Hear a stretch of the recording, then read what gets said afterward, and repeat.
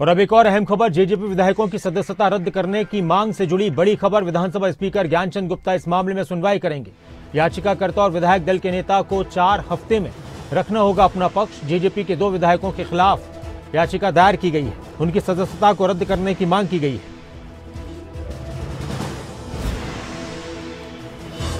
JJP के 2 विधायकों की सदस्यता रद्द करने की मांग के इस मामले में जो याचिका दायर की गई है उस पर सुनवाई करेंगे विधानसभा स्पीकर ज्ञानचंद गुप्ता। याचिकाकर्ता और विधायक दल के नेता को 4 सप्ताह के अंदर, 4 हफ्ते के अंदर अपना पक्ष रखना होगा।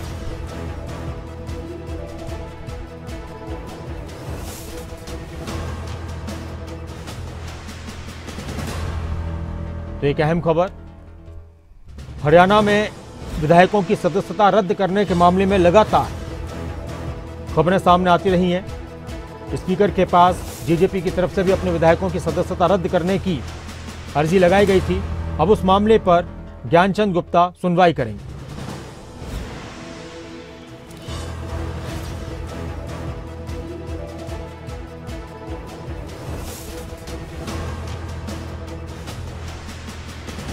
अनिल मोर हमारे साथ, हमारे पॉलिटिकल एडिटर जुड़ चुके हैं। अनिल, किस तरह से देखा जाए इस होने वाली सुनवाई को, विधायकों की सदस्यता रद्द करने के मामले पर जो करने वाले हैं ज्ञानचंद गुप्ता? देखिए नासिर, जेजेपी की तरफ से एक याचिका स्पीकर महोदय के सामने लगाई गई थी और उस याचिका के जरिए जो जेजेपी के 2 विधायक थे, बरवाला से जोगीराम सिंह, नरवाना से रामने और सुरजाखेड़ा, इन 2 विधायकों की सदस्यता रद्द करने की मांग जेजेपी कर रही है। इसी को लेकर स्पीकर ज्ञानचंद गुप्ता की तरफ से जो याचिका जेजेपी ने लगाई थी उस पर वो आने वाले दिनों में सुनवाई करेंगे। उनकी तरफ से याचिकाकर्ता और जो जेजेपी विधायक दल के नेता है उनको एक नोटिस दिया गया और कहा गया है कि 7 सप्ताह में वो अपना पक्ष रखें, क्योंकि जेजेपी की तरफ से जो याचिका लगाई गई है उसमें दल बदल कानून का हवाला दिया गया और कहा गया है कि जो जेजेपी के 2 विधायक रामनिवास सुरजाखेड़ा और जोगीराम सिंह, लोकसभा चुनाव में उनकी तरफ से जो बयानबाजी दी गई थी, टीवी पर भी, कैमरे पर भी वो बयानबाजी दी गई थी, प्रिंट मीडिया में भी वो बयानबाजी दी गई थी, जिसमें दोनों विधायकों ने नरेंद्र मोदी का समर्थन करने की बात कही गई थी। इस समेत जो उनके तमाम बयान थे, उस आधार पर जेजेपी की तरफ से उनकी जो विधानसभा सदस्य है वो रद्द करने की मांग की गई थी। अब स्पीकर ज्ञानचंद गुप्ता की तरफ से सुनवाई के लिए वो याचिका मंजूर कर ली गई है। याचिकाकर्ता और जो जेजेपी विधायक दल के नेता है उनको 4 सप्ताह का समय दिया गया है ताकि वो अपना पक्ष रख सके। शुक्रिया अनिल इस पूरी जानकारी के लिए, बातचीत के लिए।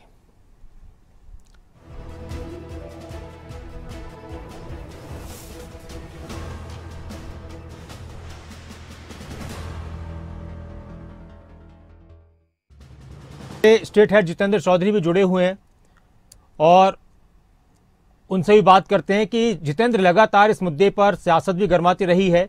स्पीकर की तरफ से अपनी प्रतिक्रियाएं कई बार दी गई हैं, चाहे वो किरण चौधरी का मामला हो, चाहे वो जेजेपी विधायकों का मामला हो। तो अब जिस तरह से इस पर सुनवाई की बात सामने आ रही है, क्या लगता है क्या कुछ रहने वाला है? किरण चौधरी के मामले में तो जो नोटिस था उस पर कह दिया था स्पीकर ने कि नोटिस से सदस्यता रद्द नहीं होती।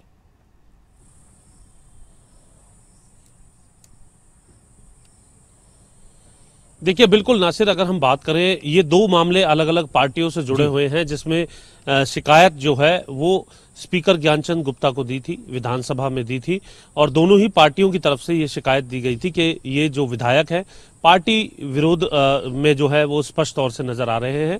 शेड्यूल 10 के तहत जो है इनकी शिकायत की गई थी। इसके अंदर अगर हम बात करते हैं किरण चौधरी की, तो किरण चौधरी को लेकर के आपने ठीक कहा कि एक बार नोटिस दिया था, उसके बाद एक पिटीशन जो है वो दायर की गई थी और उस पिटीशन में जो है सिग्नेचर का अभाव पाया गया है, जिस प्रकार की जानकारी हमें मिली है। इस वक्त हम स्पीकर ज्ञानचंद गुप्ता के आवास पर ही मौजूद हैं। कोशिश करेंगे कि और कौन सी टेक्निकलिटी जो है वो मिली है उसके बारे में जानकारी दे। दूसरी तरफ कांग्रेस का ये कहना है कि स्पष्ट तौर से बीजेपी के मंच पर जाकर के दिल्ली में वो एक पार्टी को ज्वाइन कर चुकी है, दूसरी पार्टी को, और रेजिग्नेशन जो है उनकी तरफ से दिया जा चुका है। तो ऐसी स्थिति में औचित्य नहीं बनता उन्हें विधानसभा का सदस्य बनाए रखने को लेकर के।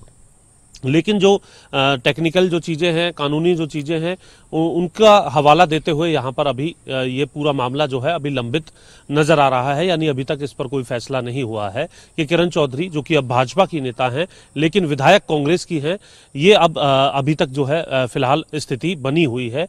किरण चौधरी के मामले को लेकर के।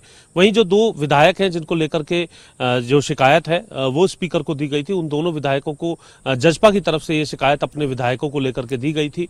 उसका कारण था लोकसभा चुनाव के अंदर उनकी गतिविधियों को लेकर के, खुले मंच पर जो है भाजपा के नेताओं के साथ मंच शेयर करने से लेकर के ये स्पष्ट तौर से खबरें आना कि उनकी तरफ से जो समर्थन है वो भाजपा को दे दिया गया है, जिसे पार्टी विरोधी गतिविधि के तहत जो है जिसकी शिकायत जजपा की तरफ से की गई थी।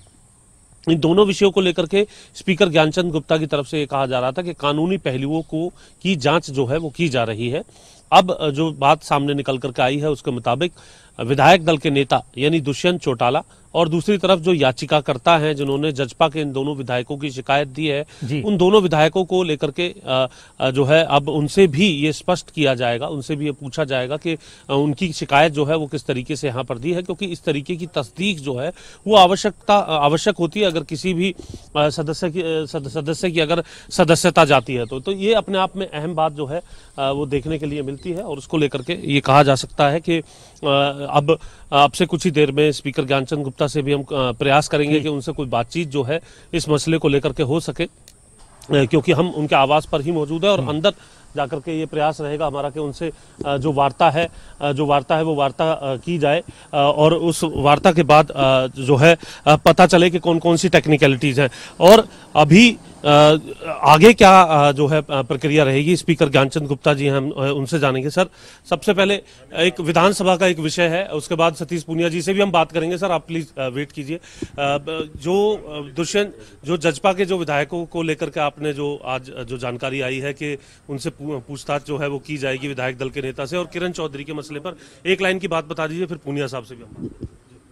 देखिए, जहाँ तक श्रीमती किरण चौधरी जी के खिलाफ जो एक पिटीशन डाली थी कांग्रेस पार्टी के 2 सदस्यों ने, वो उसको भी हमने रिजेक्ट कर दिया है, क्योंकि वो टेक्निकली लीगली वो ठीक नहीं थी, इसलिए उसको रिजेक्ट कर दिया। क्या कमी मिली सर? उसमें मैंने लीगली एग्जामिन कराया, जो